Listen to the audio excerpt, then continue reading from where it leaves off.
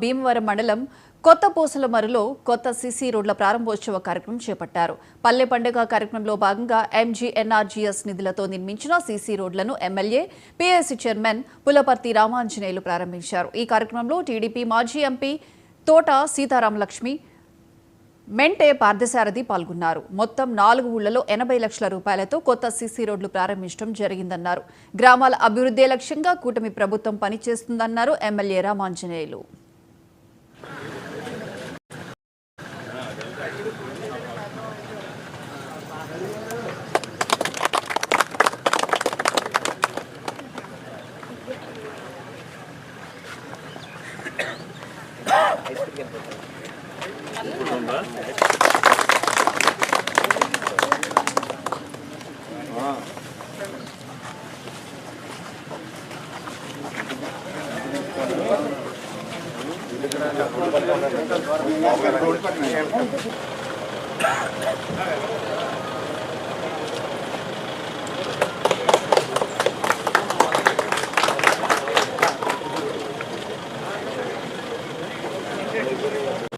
మన ప్రభుత్వం అధికారంలోకి వచ్చిన తర్వాత గ్రామాల అభివృద్ధి చేయాలి, గ్రామాలు బాగుంటేనే దేశం బాగుంటుందని ఆలోచన చేసి ప్రతి గ్రామానికి ఎంతో కొంత నిధులు ఇచ్చి సిమెంట్ రోడ్లు చేసి ఏర్పాటు చేస్తున్నాం.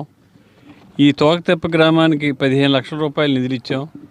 ఇది కాకుండా తోకతెప్ప నుంచి కొత్త పూసల మేరకి నాబార్డు కింద 80 లక్షల రూపాయలు శాంక్షన్ అయింది. తోకతెప్ప నుంచి కొత్త పూసల మేరకి నాబార్డులో 80 లక్షల రూపాయలతోటి శాంక్షన్ అయింది. దానికి కూడా శంకుస్థాపనకు వస్తాను.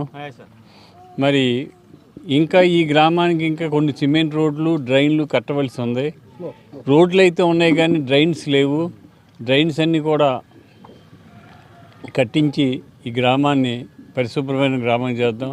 ఈ గ్రామానికి మరొక ప్రధాన సమస్య ఏంటంటే వాటర్ ట్యాంక్ కూలిపోయింది.